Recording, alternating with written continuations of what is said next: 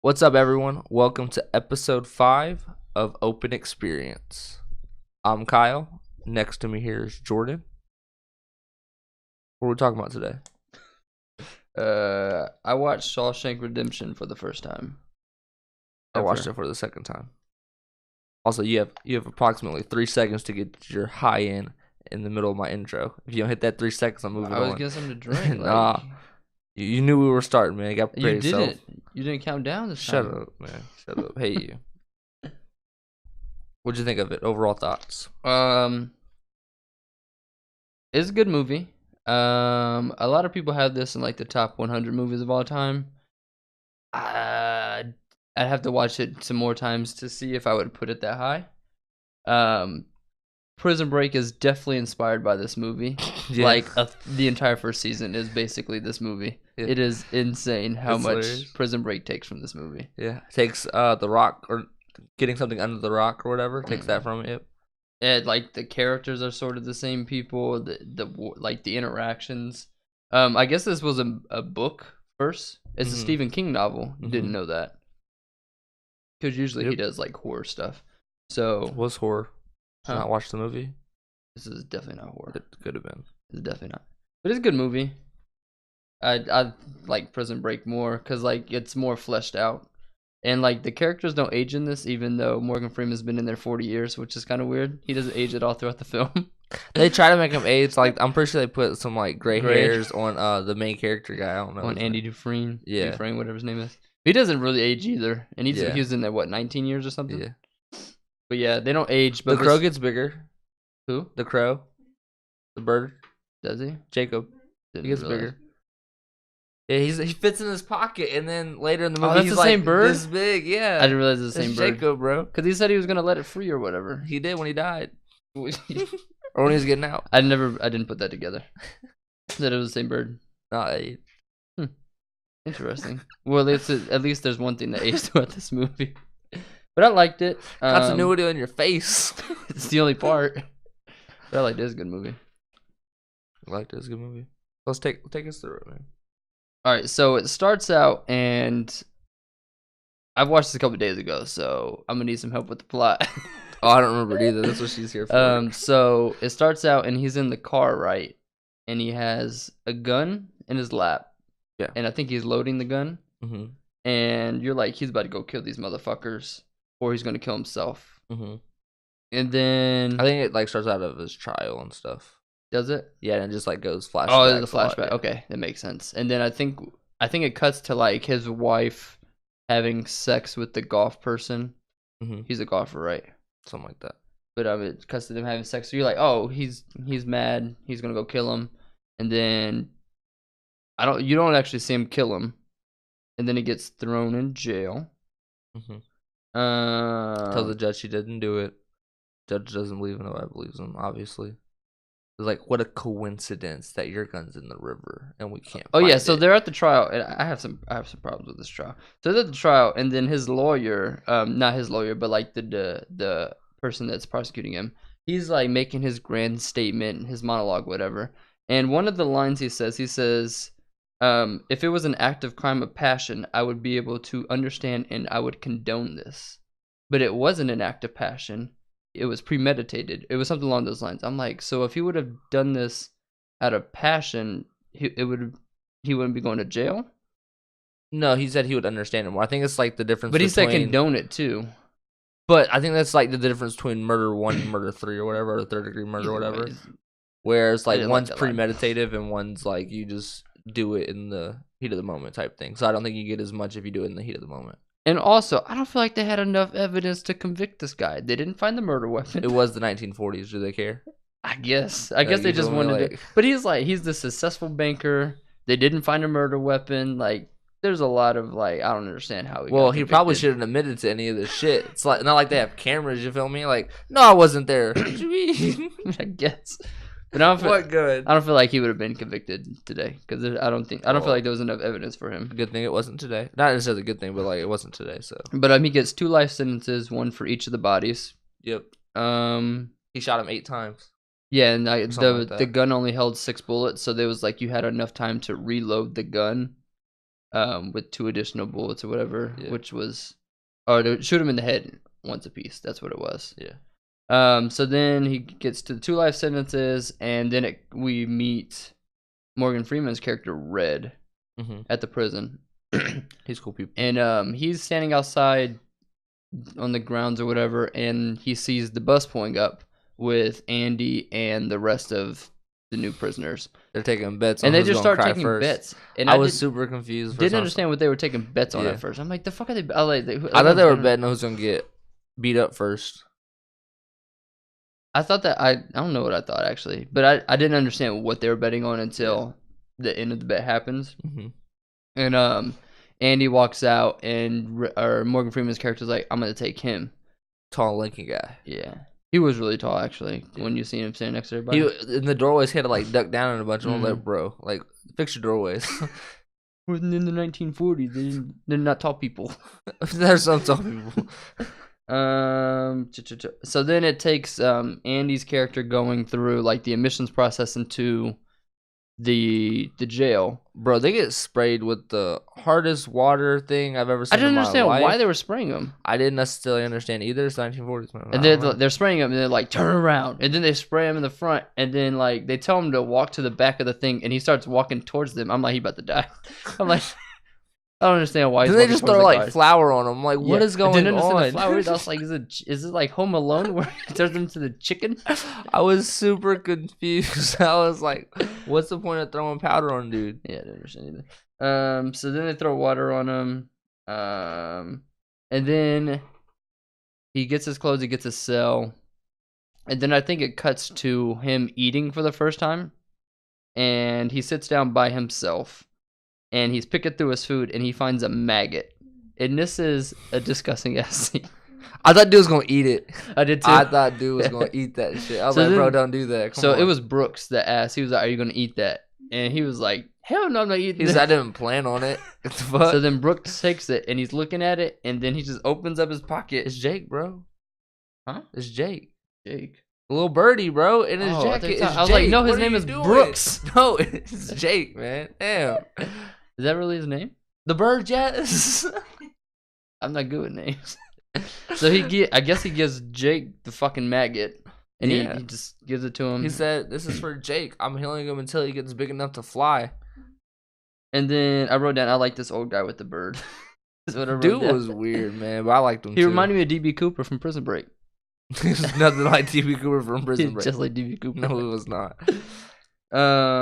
What's next? Main guy kind of looks like Tom Hanks mixed with Chris Pine.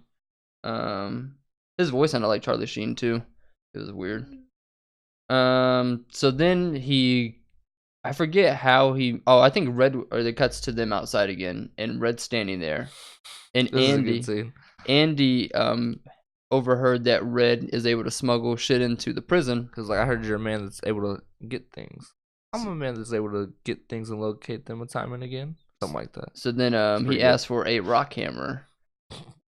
And I forget how the scene went down. He asked for a rock hammer, and he's like, "Can you do specialty items?" He was like, "Bigger cost usually."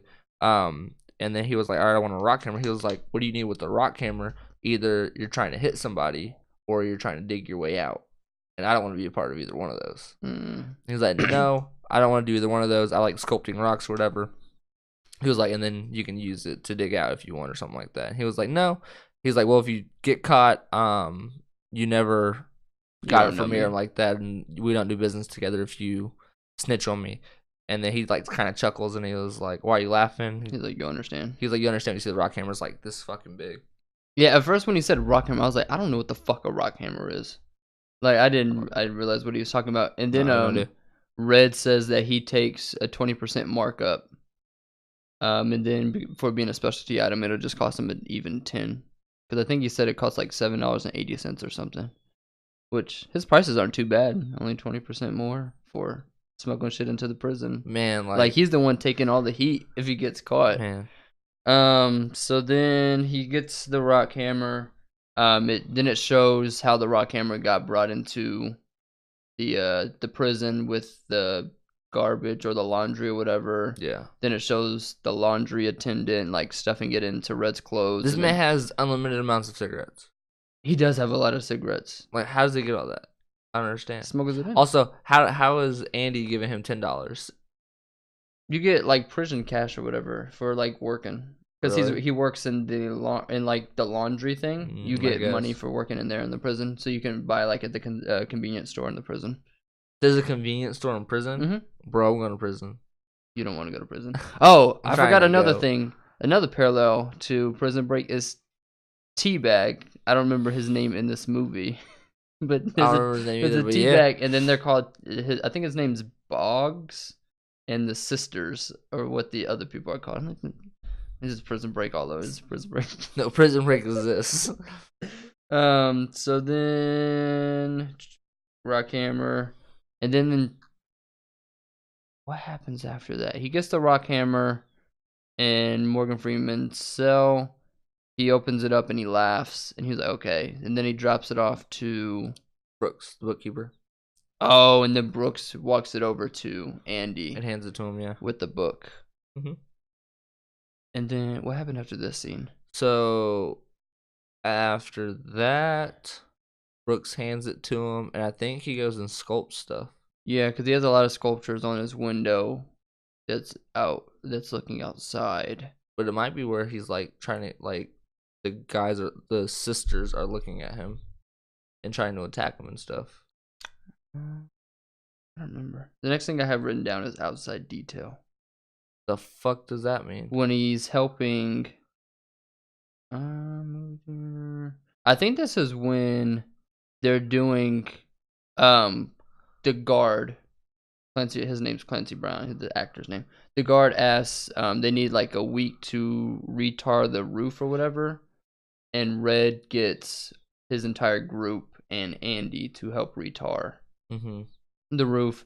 And then while they're retarring, Andy overhears the guard, the main guard, Captain Clancy Brown, overhears him saying that he inherited like 50 grand or whatever, and he's gonna have to pay taxes. 35 grand. And Andy's like, "Oh, I'm a lawyer, banker." He looks at him, and then Red's like, "Are you crazy? Don't look at him." So then he walks over to him. Fuck this. And then like the guard, he grabs him and he's like gonna throw him off the fucking roof. He was like, "You just jumped off the building." I'm like, "Bro, what?" He did what? Murder him. And then he was like, "No, I can help you. If you give your wife this money, there won't be any taxes for a gift fee or whatever, blah, blah, blah." So then Andy helps him keep all the money. And he was like, "In exchange for this, I want a bucket of beer for me and the guys on Friday or the last day or whatever." And then it cuts to them on the last day, and they're all just sitting around drinking beer. Andy's out by himself, just sitting in the shade. Hold on, let's take a step back. Andy, when he walks up to Captain Guard, this is how he approaches him. He said, "Do you trust your wife?" Oh, that is right. And he's like, "The fuck you mean you trust my wife?" But continue. So then Andy's sitting by himself, and one of the guys offers Andy a beer. Andy declines. And then so he doesn't drink anymore. He just wants to feel normal and like he's in the outside world. And then that's when Red and Andy like really hit it off. And Red's like, "Oh, he's a good guy." And you hear like Morgan Freeman narrating about how Andy just wanted to feel normal. And then the next thing I remember is they're at the movies in the prison. Was there a scene before this? Was there? What was the scene? Yeah, that's what. Okay, cool. Yeah, so it goes on like a dark path of him being, actually he was attacked first before they went outside. No, it is first because he was like, he finally got away from them by going outside detail.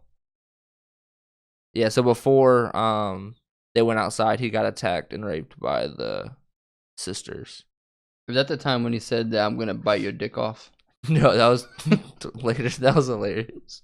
No, the first time,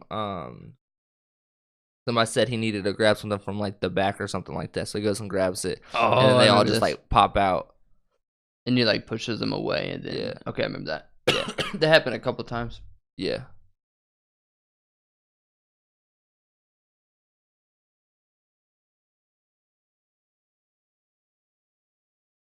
Yeah, he gets attacked again, and that's when he said he was bite his dick. Yeah, the dude was like, "Suck my dick," and then Andy's like, if I bite, or I can bite if it's in my mouth, and he was like, "If you bite me, then I'm sticking this like screwdriver in your skull." He was like, if you do that, then I clench down harder and I don't let go because that's a human response.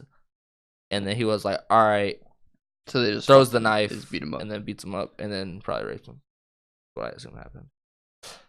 And then Clancy Brown, that night or the next night or whatever, Clancy Brown is in T-Bag's cell. Yeah, I think that's further in the movie though, because that's when after he starts doing all the taxes and stuff for everybody. No, that's before. Because the reason why the guard helped him is because he helped him with the inheritance.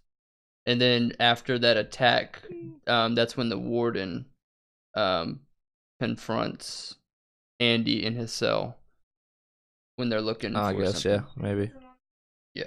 And this is the last we see of T-Bag because the fucking guard crippled him for his life him up. And he just never doesn't walks come back. Again. I'm like, fuck prison, bro.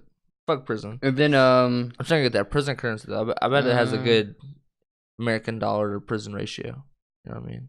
Yeah. Currency exchange rate. And then after Clancy Brown beats up T-Bag and he's gone, next thing I remember is they're doing checks in the cells, and the warden walks into Andy's cell, and he's looking around. Oh, before this, Andy asked for a giant poster of a girl, of Rita something from Red, and he gives him the poster, and he hangs it up. I was super confused. It's talking about when they're watching the movie. Yeah. Yeah, he just comes up and he's like, "I want whoever it is." I'm just like, "What do you mean you want them?" Yeah, at first I thought it was a real person. Yeah, I was like, "You didn't say you wanted, like, what do you mean you want?" And he hands him like this thing. I'm like, "Did he get a poster?" I'm like, "I don't understand because you didn't ask for a poster. How was he supposed to know Red that?" knew because they're friends. They know. No, right there. He should have got the real person. That would have been so funny. Then Andy hangs this big ass poster up on his wall in the cell. So then the warden comes in. So clever. And he's doing surprise inspection. Yeah, it does. And then he sees like all the figurines that Andy has made, and he was like, "Oh, I have a hobby." And then bro, how are you making so that? Then when the warden walks in, I'm like, I wrote down, is the warden going to acknowledge this giant ass poster? Because at first it didn't look like it, because he was just talking about these sculptures. And then he turns around, he was like, "What's up with this poster?" And like then and there, like this, Andy's entire plan could have went down. But anyway, he was like, "I like it," or whatever. And the warden's like, "Oh, I guess we could bend the rules for you this time," and just walks out and doesn't like tear the poster down or anything. He also holds the Bible the entire time he's in there, and the hammer's in there the whole time. The hammer's in there. And yep. Everybody knew the hammer was in there. Everybody knew it. Oh, because he recited a line from the Bible. Because he was like, "What's your favorite passage?" And he said it, and he was like, "Oh, I like this one." And then Andy's like, "Oh, that's this passage." Yeah. And then they like bond over that. But I feel like the Bible would be heavier with a hammer. Like any type of hammer. Well, it's also missing all those pages. Nah, it's heavier, bro. I mean, I don't know. Books are kind of heavy, and then I don't feel like with all those pages, all the pieces missing out is probably equivalent. The next thing I have written down is he got a job in the library. Yep, he got reassigned to the library with Brooks. He walks in with Brooks. Brooks is so happy to see him with Jake. You know, my main man, my main squeeze. I don't believe that's his name. Okay. It 100% is. I don't ever recall them giving this bird a name. He says that multiple times. I just heard bird. But that's fine. Well, you didn't say bird. But yeah, he walks in. Jake's happy to see him, and Andy's like, "How long have you been here?" And he's like, 77 years. Probably not that long, but it was a long ass time, man. And then he was like, "You've been in the library since you started?" He's like, "Yeah." He was like, "Have you ever had an assistant?" He was like, "No." He was like, "Well, why now?" He was like, "I don't know, but I'm happy for you to be here." Why was Red in there again? Didn't he murder somebody? Yes. Okay.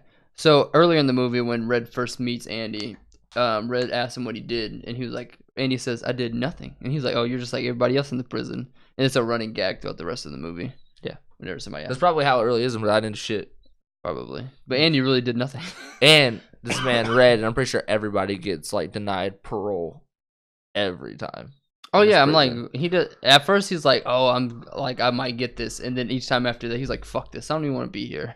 Man, he recites the same shit. I'm like, bro, that ain't working. Besides the last time, he switched it up and he got out. He's just like the second time it didn't work. every year, every 10 years, or whatever. I'm switching it up. Like, was it the same guy administering the parole every time? I think it was different. Because I didn't realize. I don't remember, but I think it was different. But he's in the goes in with Brooks, and then while they're talking, some guard goes up and asks them questions about like their tax or whatever or something. Oh, because of what happened. I think he wants money saved up for. Maybe. Was that it? I don't remember. I don't remember. I just wrote down this motherfucker's running a tax business in the prison. That's what I wrote down. It's pretty gangster. Because then he starts doing like all the guards' taxes, all the other guards' taxes. Yeah, they have baseball team. They have a baseball, like a prison longest guard yard baseball team, and they have that around tax season so they can come see Andy. Yeah, they like bro. They rescheduled everything. Then he does the ward. He like launders money for the warden and all this shit. Man, and then he's a gangster. I wrote down this dude almost died from Brooks, and they aren't sympathetic towards him at all. Because Brooks took dude by the neck with the knife. Oh, because they let Brooks go. Yeah, he let him out on parole, and he freaked the fuck out. And then all dude did was congratulate him. I was like, what'd you do to piss him off? He's like, I just congratulate. I don't know what you want from me.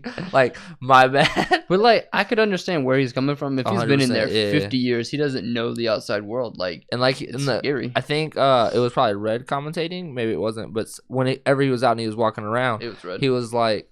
Or Morgan Freeman. Yeah. Oh, yeah. But he was like, I've never seen a car before. Like, I've seen one or two when I was a kid. Now they're just driving around everywhere.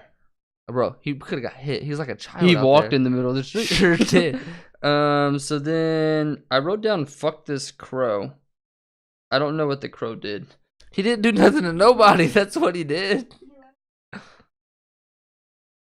Yeah.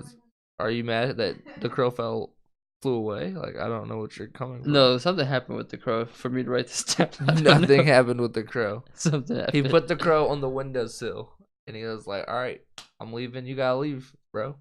I don't think that's what happened, but something happened with the crow, so fuck that crow, I guess. Are you mad that he didn't come back when he was feeding the birds? I legit do not know what you're talking about. All right, so Brooks gets out of prison, right?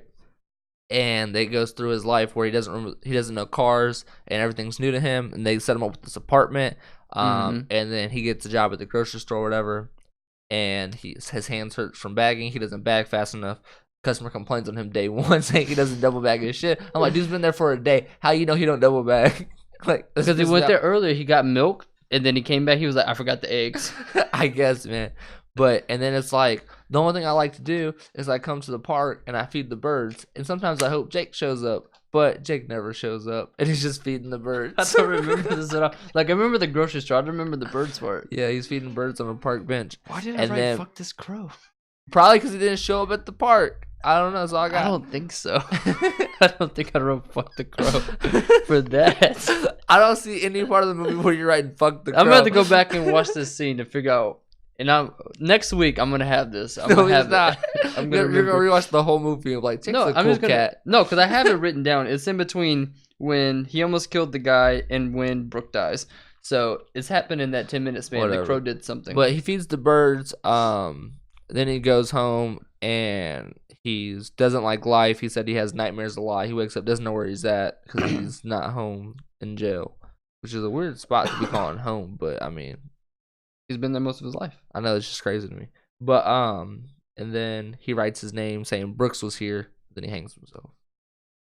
And as soon as he wrote that, I was like, he's dying. Yeah, 100%. And even when he first got out, you could tell like something was going to happen to him. Gonna murder somebody. I thought he was just gonna like kill somebody or something. Go back to prison. Yeah. I thought like that would have been better for him. He carves his name and says he was here, and he hangs himself. At first, when he was doing it, I'm like, I didn't realize he was trying to kill himself. And you could see, like, he was, like, teetering the chair or table or whatever he's sitting on. I'm like, oh, shit. He needs to, like, calm down. He's about to die. And then you just see him, like, flip it. And I'm like, oh, shit, he's dead. And I'm like, oh, he killed himself. Okay. But I didn't realize he was trying to commit suicide at first. I was like, no, you're going to die, you dumbass. You're going to fall. What are you doing? Be careful. Let me hold the table Because at first they showed because he's doing it. And then, like, he kind of does it. And at first you think it's an accident. Nobody thought it was an accident. I thought it was an accident. And so he just, like, flips it over. I'm like, oh, shit. So then Andy, it cuts back to Andy in the prison. They find out Brooks is dead. So this is for like Andy asks the warden for more money for the library, for more books. and he was like, "We don't have no more money, but." And he's like, "Can I write the people, the state board, senator or legislator or whatever, under your permission?" And he was like, "I mean, if you want, I'll even mail them for you, but that ain't gonna happen." This man mails them for like 5 years straight. 6 years, once a week. Yeah. And crazy. After 6 years, he finally gets more books, and they give him 6 years. They gave him $200. $200. We're saying this is solved. So then stop mailing us. So then Andy's like, "Fuck this! I'm gonna send them 2 letters a week, so I get what I want." So then, is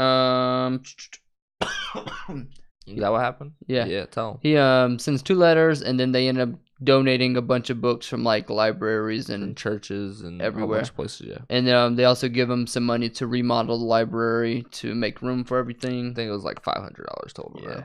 Or not total, but $500. They at first the library was like 1 room or whatever, and then they expanded to like a big ass couple rooms. Yep. And then they sent him like records, a record player, and all this shit. And then the next thing I remember is him being in the warden's office, and he plays the music over the intercom. That was the same thing the same time of everything, because like they he sends the 2 letters a week or whatever, and then they call him into the main office or wherever the guard is supposed to be at, because he had a whole bunch of books and stuff like that in there. He was like, "This shit needs to be cleaned up before the warden gets here." That's what it was. And then he was like, "All right, cool, I can do that." He was really happy looking through all the stuff. The guard that's supposed to be looking over him was like, I gotta go take a shit, so you just stay here, get the shit out by the time I'm out." So then he locks the door and starts playing the music on the loudspeaker for everybody to hear. It was French. Nobody understood it. Nobody wants to understand it, is what it said. But it was for hope. It was. But then the warden comes back because he hears the music, and he's banging on the door, and he's like, "Andy, open up this fucking door." Turns that shit up louder. And then he's like, "I'm gonna put you in the hole." So then finally the captain sergeant breaks the glass and opens the door and turns shit off. And then they throw Andy in the hole for a month. And then throw him and in then there for another month. Yeah, 2 months total, bro. He got a new library. He's gonna get into that safe somehow. B&E. I don't know what the fuck I'm talking about. What happens after this? He's in the hole.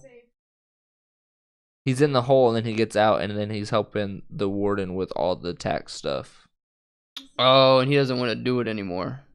And I assume you saw him put the stuff in the safe, and you're like, because he puts the ledger in there, and I wrote down he's going to get into that.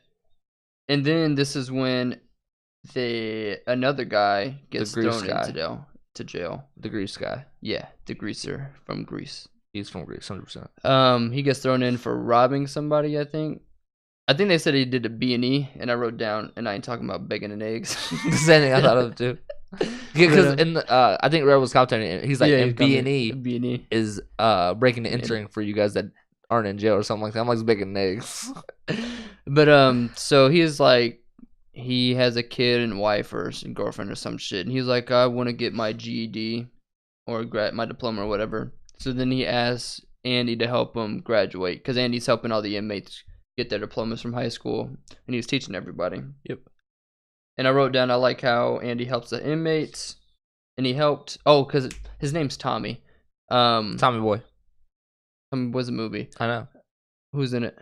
Tommy. Nope, Chris Farley. David Spade.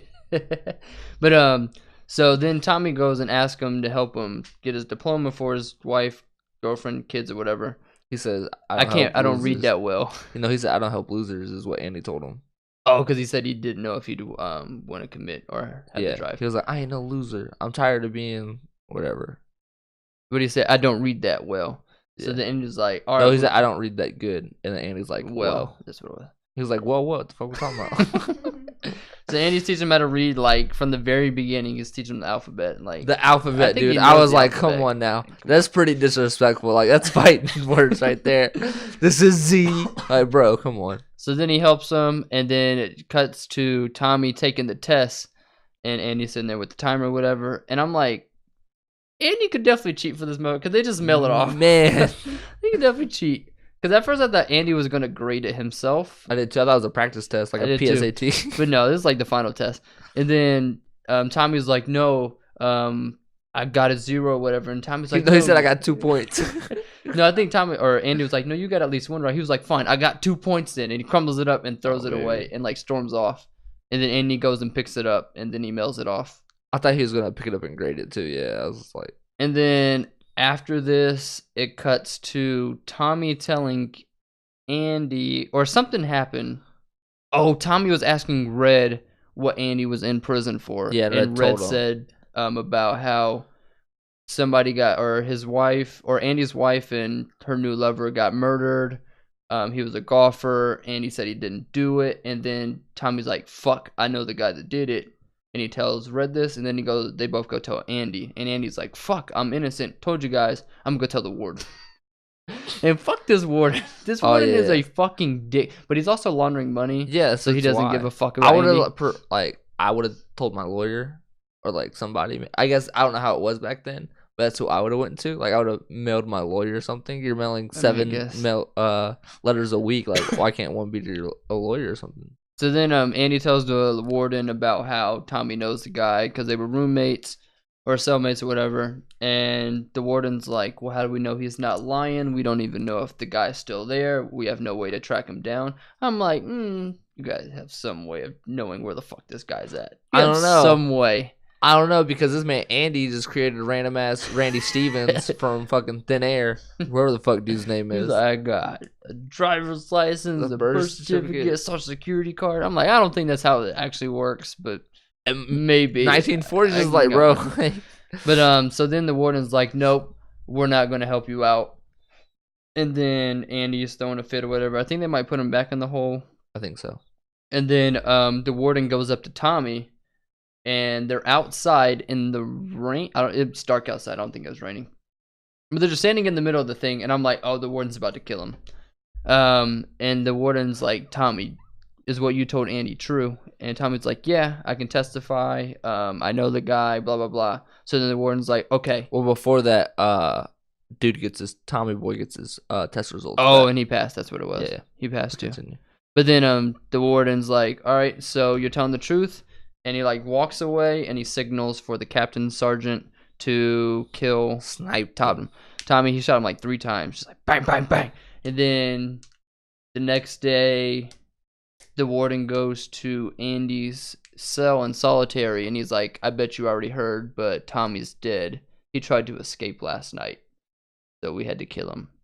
The sergeant didn't want to, but had to be done. He wanted to. Spoilers.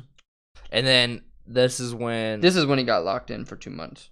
This is when? Yeah. No, I'm pretty sure. In my notes, I have. Well, your notes are wrong. I'm pretty sure the 2 months was whenever he played the things. I don't think so. Yeah, it was, but it's fine. And through all this, he's hinting to Red that he's breaking out. He was like, no, not that he's going to kill himself, because he asked the guy for rope, and then he goes up to Red. And like I said, breaking out. No. He was never going to kill himself. So how is he hinting he's going to kill himself if that was never the point of the rope? You know what I mean? Because he was telling Red when he gets out, he's going to San wherever. But that was before, and then he went up to Red and said, make a promise to me that when you get out to go to this tree. And then Red says, right after Andy tells him that, he was like, I don't think Andy's in a good, state of mind right now. Because he thinks he's going to kill himself. That's what he thinks, but that's wrong. He's not killing himself. He's escaping. So he's hinting at escaping. Yes, but Red doesn't know this. Red thinks I never said he did know it. I'm pretty sure you just said. No, I said he's hinting at escaping, which is what he's hinting Whatever, we're saying the same thing. Red thinks he's going to kill himself. Yeah. And because he asked for the 6 feet of rope. Mm-hmm. And then they do bed check or something the next morning, and Andy's not there. And he's there when he goes to sleep, but he's not there when he wakes up. So and then they bust into a cell, and then they go into Red's cell, and they're like, "Where's Andy?" Or "Do you know what Andy did?" or whatever. And Red still doesn't know what the fuck's going on. Yeah, he has no clue. So then they take Red into Andy's cell, and they're like, "Where the fuck is he at?" And Red's like, "I don't know," because he doesn't know. So then the warden picks up one of the fixtures that Andy sculpted and like throws it against the poster. He throws it at Red first. Oh, towards Red and or the sergeant. Yeah, because they duck. Then he throws it at the wall, and then he throws it at the poster. There's 3 of them. And then it goes through because there's a big ass hole behind it. Yep. And then they pull down the poster like, oh shit, he escaped. And then it cuts to Andy going through the tunnel with the 6 feet of rope with a bag tied to his leg, which I don't feel is very waterproof, but why? I just feel like there would still be water would still leak in. You got a waterproof bag. But like the rope is tied around the top of the bag. I don't feel like there's still going to be some sort of hole.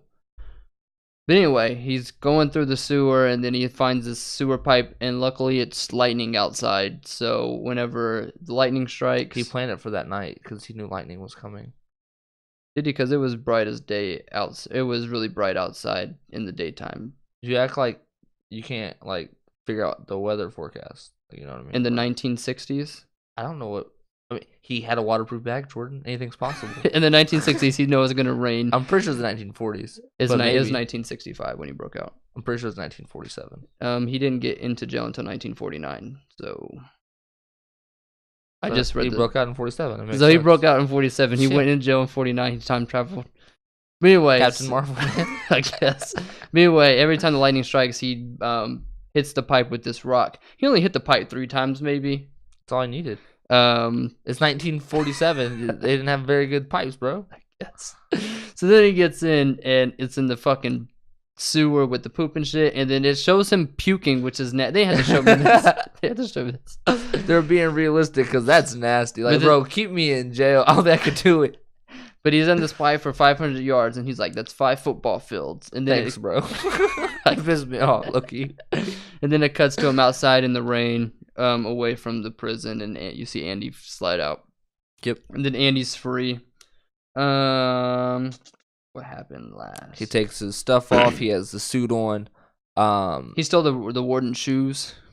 They did. And the ledger. That was like nobody even noticed it because you don't look at the man's shoes. I was like, bro, I didn't know those bright ass shoes in jail. But that's fine.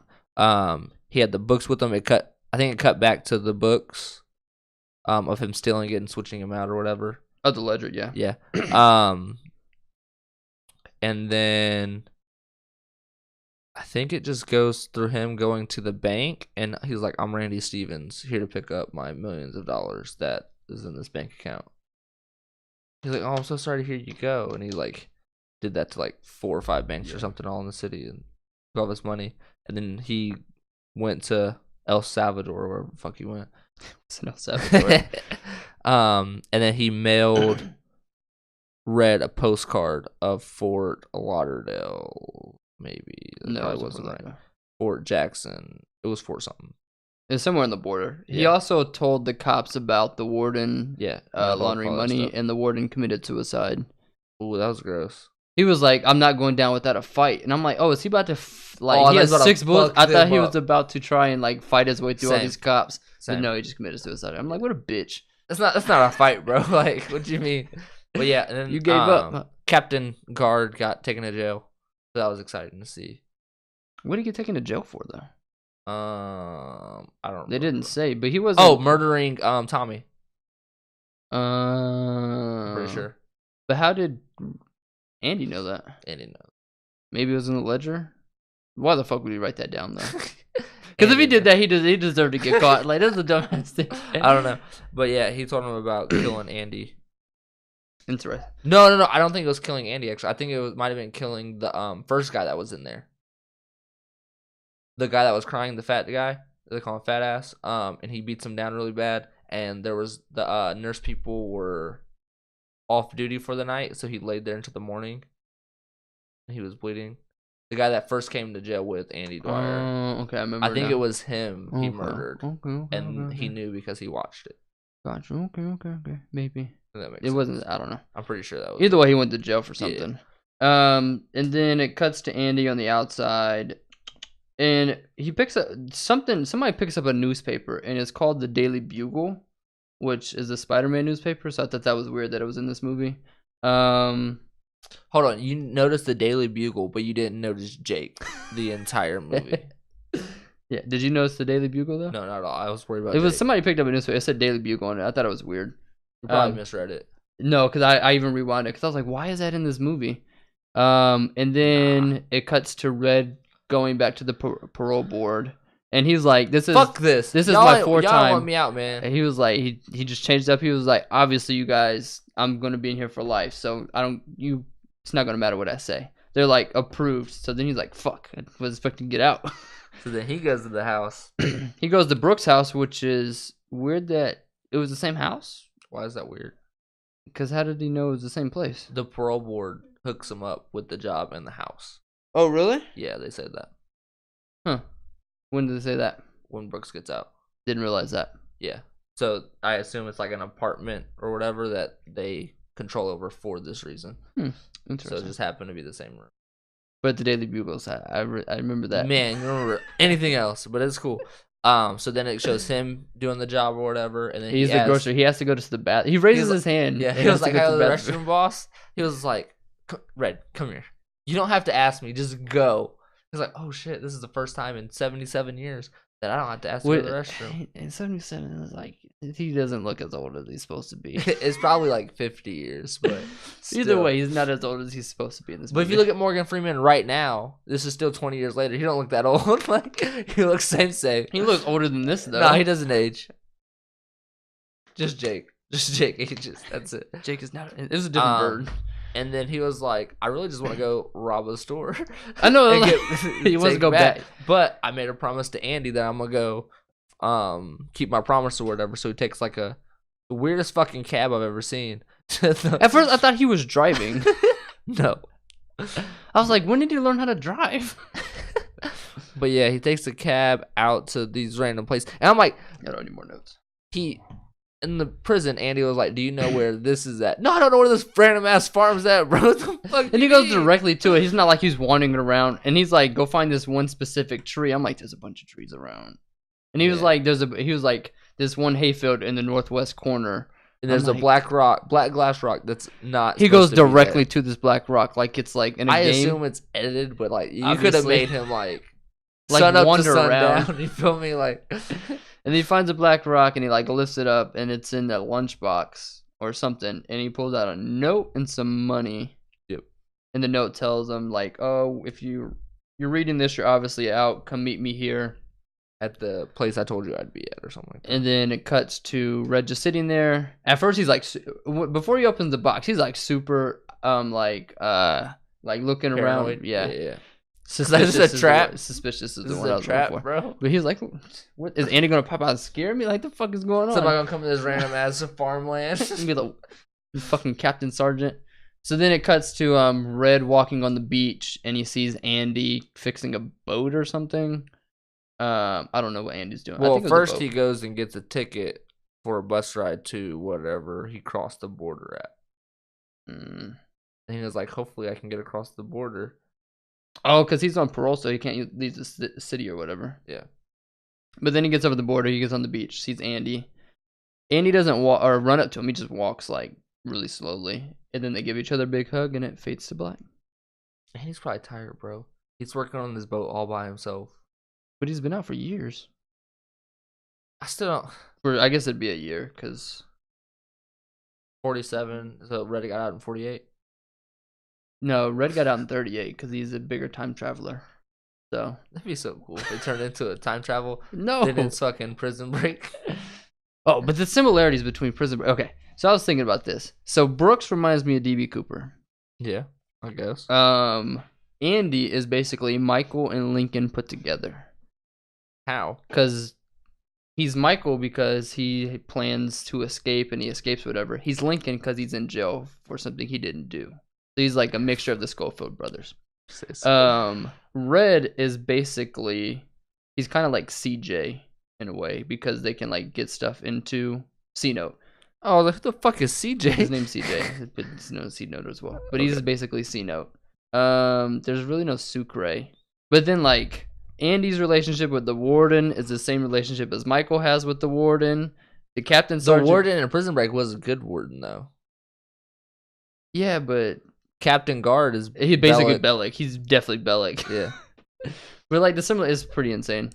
It definitely like inspired Prison Break. It definitely only the was first Prison season. Break. I'm pretty sure the same person that wrote Shawshank wrote No. Prison Stephen Break. King wrote Shawshank. No, but not the movie part though. But it's based off the book, so. But it's not the movie. Anyway, I liked it. I don't know if I would. I'd have to rewatch it again. It is a long movie. Like I watched it in 2 different parts because I watched some of it at work and then I watched like the last 40 minutes at home, and it was still a long movie. Try to watch it on my Fire TV, but didn't work out. It kept skipping. It's just pissed me off. I watched it. It was on my Fire. No, I watched it. Came in here, my computer was pissed off. Nah, but it was a long movie. It was a good movie though. Morgan Freeman was really good. Yeah, he got nominated for Best Actor. Didn't win though. Who won? I don't know. Boo. It got nominated for 7 awards. Didn't win any of them, including Best Picture. But it was good. Really good. You know what you're watching for next week? Not shit. So on Friday we're gonna go see Us. So he's gonna go see Us. Before that, you have to watch Jordan Peele's first movie. You gotta watch Get Out. So that's what next week is. Bruh. You gotta watch Get Out. And that right there is one of the 100 best movies of all time. But that was my Can you move your eyebrows? Yeah. Do?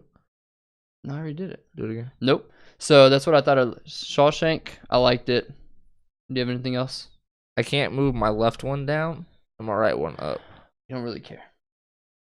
Yeah, I can only control like my right one on its own. Do you have any other fucking thoughts? Jesus. I'm moving my eyebrows. We don't care. Can you wiggle your ears? Yeah. What's your nose? I'm done. We're done with this.